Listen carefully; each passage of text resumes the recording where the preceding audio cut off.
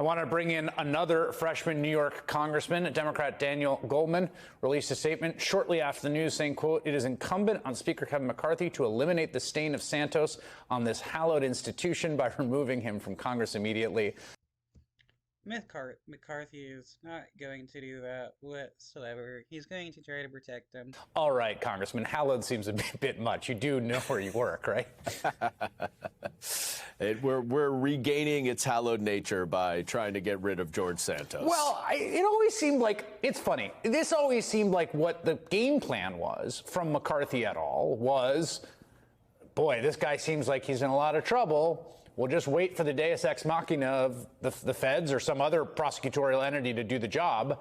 But now it's like, well, he can just keep serving. You know, McCarthy has said that his standard is the Fortenberry standard. Fortenberry, who I believe was convicted or pleaded, I can't remember, to lying to federal officials, was allowed to stay until the conviction and then was asked to leave. But that's a long time for George Santos to serve in Congress. Yeah, and it's completely unacceptable. Look, we have to recognize here several things that Josh just mentioned, some of them. First, George Santos has admitted to lying about numerous representations that he made on the campaign trail. Second, he has now been charged criminally, most likely, or at least there's public reporting, and I would be shocked if this were not the case, related to his effort to defraud the voters of his district so that he could become a member of Congress. To say now that, oh, those facts as they will be laid out in an indictment are insufficient to remove him from office is cyclical and preposterous in nature. And so what I think and hope that the Speaker recognizes is that his 218th vote is less important than the institution of Congress. Oh, come on. Hallowed or not, as you like to say, Chris. But it is true. And we all walk around these halls. We all take our job very seriously. And for George Santos to have a vote that counts as much as my vote is a travesty. And I think. Yeah, it is honestly like abhorrent that this dude was able to lie all the way into a position of power, and nothing has happened until this point. And his vote, yeah, is as strong as others. Though honestly, like, what's really the difference between George Santos and others that lie to gain power or maintain their power? All these politicians need to have a hard investigation.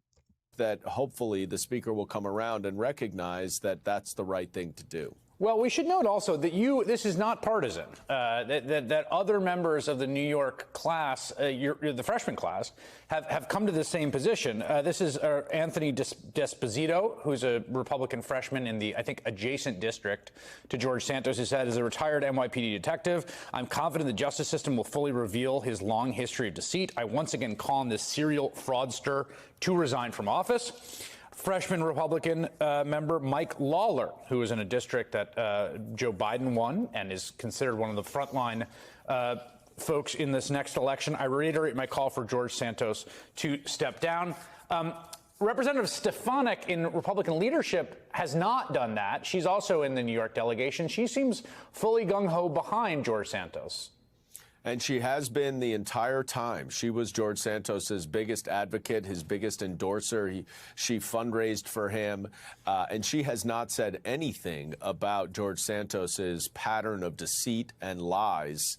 And she's a part of the Republican leadership. And what is very clear is that they care much more about power and much more about having their 218 votes than they do about having a fraudster in their party representing nearly 800,000 people in Queens and Long Island. And it's a total travesty, Chris. It really comes down to what people think is wrong with Congress.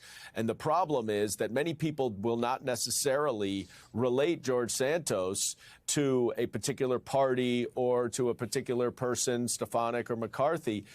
It sullies the reputation of the institution, and it really is time that we regain the confidence and trust of the American people by removing George Santos. Yeah, again, I should note that I think there's multiple members of both parties in the New York delegation have called for him to resign. Basically, all the bigwigs of the Nassau County Republican politics have called for him to resign, if I'm not mistaken. They did a big press conference. That was the one where it was revealed that he had lied about being like a star volleyball player for Baruch College, which is one of my favorite George Soros tall tales.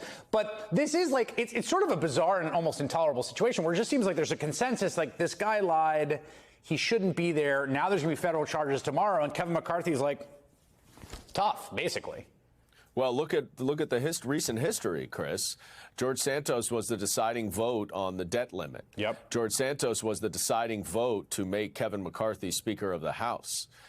This is very transactional for the Speaker to maintain his power and his speakership. And so clearly he's going to go down with George Santos as far as he will go. All right, Congressman Daniel Goldman also representing New York in this Congress. Thank you very much.